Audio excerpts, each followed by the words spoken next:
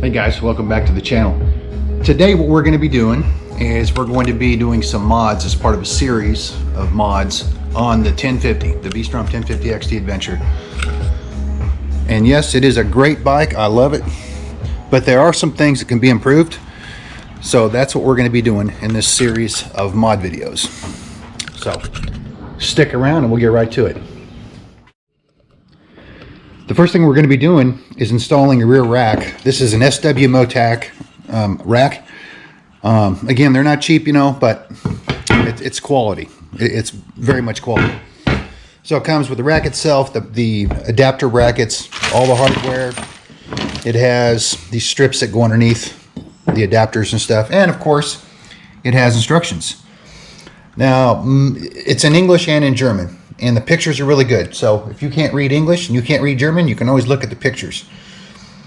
So the first thing we're going to do is take some bolts off the rear of the 1050Xt. And here is the stock rack. As you can see, you can carry stuff on it, but it's not very conducive to strapping things on there. It's very difficult. You have these little holes and stuff. You can go underneath like that, but I mean, just to be honest with you, it's a half-ass rack. So we're going to fix that. We're going to put a nice rack on here that'll be more conducive to strapping a bag, or even if I decide to get a top case later, it'll bolt to that. Now before you get started, here are the mounting brackets, or adapter brackets that go between where you're mounting onto the old rack and the new rack. And what they want you to do is clean off the underside, and you're going to make sure you find the underside. It looks kind of confusing, but I'm just going to use some hand sanitizer. It's got alcohol in it, so that's too much.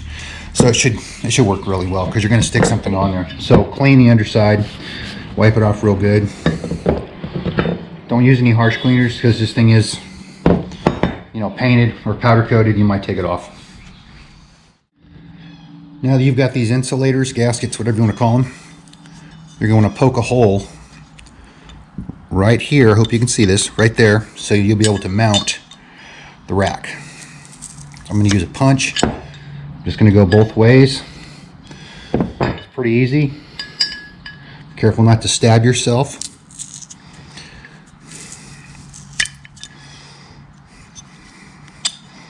Okay, that should be good. First thing you're going to do is take these bolts out at the very top that secure the rack, and these are 13 millimeter, kind of a strange number, I guess, but hey, that's what they are. So you just take these off.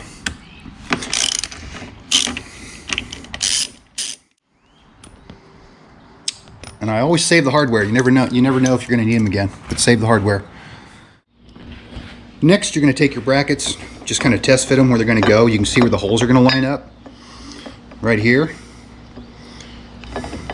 Set those aside, and you're going to use the longer bolts that came in the kit. Put a little thread locker on them. I like this gel thread locker because it doesn't run everywhere like the other stuff, the liquid stuff.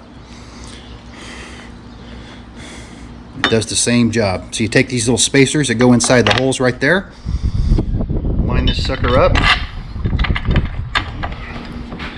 get it where it'll start. There we go. And you're going to do this to both sides. Tighten this down.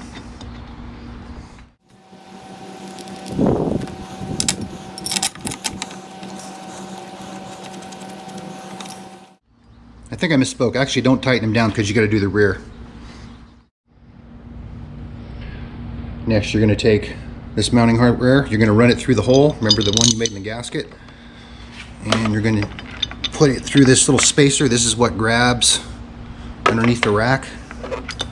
Put it through there. I'm going to take this nut and put it up underneath, which is not easy. It's kind of hard to do because it's in a space that's hard to see. I'm going to do it by braille. Okay, got it started now. Now I can tighten all this, get ready to tighten all this up. Tighten the front up, not all the way, tighten the back. This is a 10 millimeter, using a little stubby wrench over here, because the bracket tends to kind of flex, so you're going to have to do them one at a time.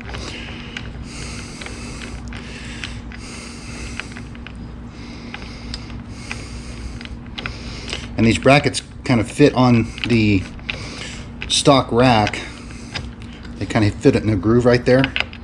So hopefully that's going to line up properly. We'll see. Discovery learning here, guys, even though I've got directions. Of course, you don't want to over tighten too much. You don't want to break the rack. It's going to tighten it snug. I've got Loctite on there, so that's going to help. Okay.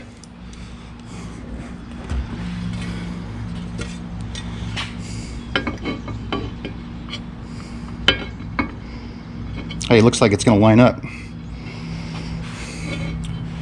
So we'll go on to the next step. Another cool thing about this rack is it has two positions you can mount it in. You can mount it in back like this,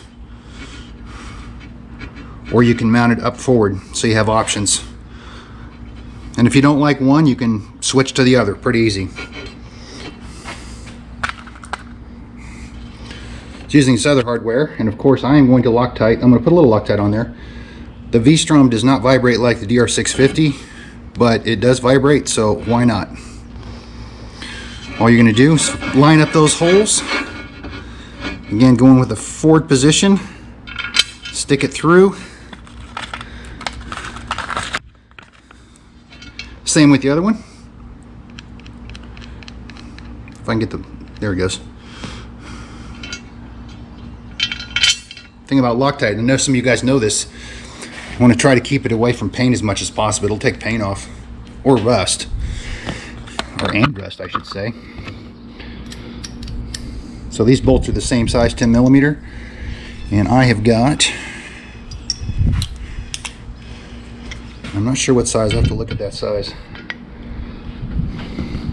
You just go underneath and put it in there and get it started. It's kind of tight under here. That's the only problem with this. Once you have all these bolts in there and the washers on there, you can tighten this sucker down. All right, there you have it.